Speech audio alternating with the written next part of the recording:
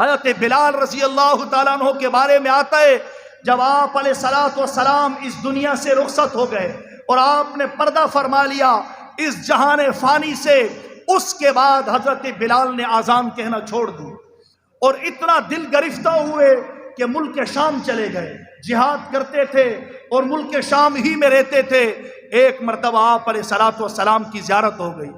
ایک اذان اس وقت کہی جب حضرت عمر رضی اللہ تعالیٰ عنہ کے دور میں بیت المقدس فتح ہوا، تو آپ نے درخواست کی کہ آپ رسول اللہ کے مؤذن ہیں، قبلہ اول میں پہلی اذان آپ دیں، تو حضرت بلال نے پہلی اذان وہاں دی اور دوسری اذان اس وقت دی جب آپ علیہ الصلوۃ والسلام کی خواب میں زیارت ہوئی اور رسول اللہ نے فرمایا اے بلال یہ کیسی سر مہری ہے، آپ ہمارے پاس آتے ہی نہیں ہیں۔ تو حضرت بلال کی جب آنکھ کھلی فوراً تیاری شروع کی، اپنی بیوی سے کہا تیاری پکڑو ہم نے مدینہ جانا ہے۔ جب مدینہ آئے سفر طے کر کے آپ علیہ الصلوۃ والسلام کے روضے کے پاس آ کے آپ کو سلام کیا اور سلام سے فارغ ہوئے تو نماز کا وقت ہو گیا۔ صحابہ نے عرض کی کہ آپ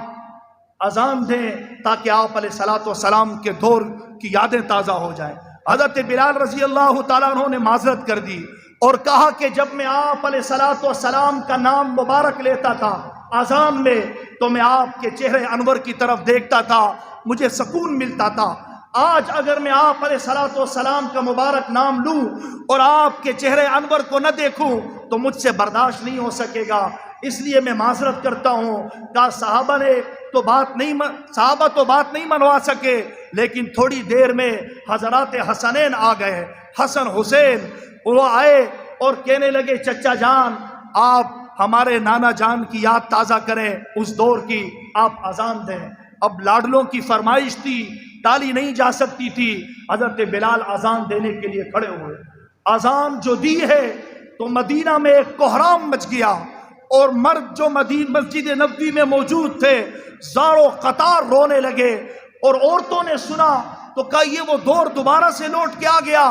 فوراً برقعے اور چادریں لی اور گلیوں میں نکل آئی، قریب آ کے اذان کو سننے لگی اور رونے لگی۔ باہر عورتیں رو رہی، مسجد نبوی میں مرد رو رہے۔ جب اذان ختم ہوئی ایک بچے نے اپنی ماں کا پلو پکڑ کے یوں کھینچا اور کہنے لگا اماں جان بلال تو واپس آ گئے، رسول اللہ صلی اللہ تعالی علیہ وسلم کب تشریف لائے؟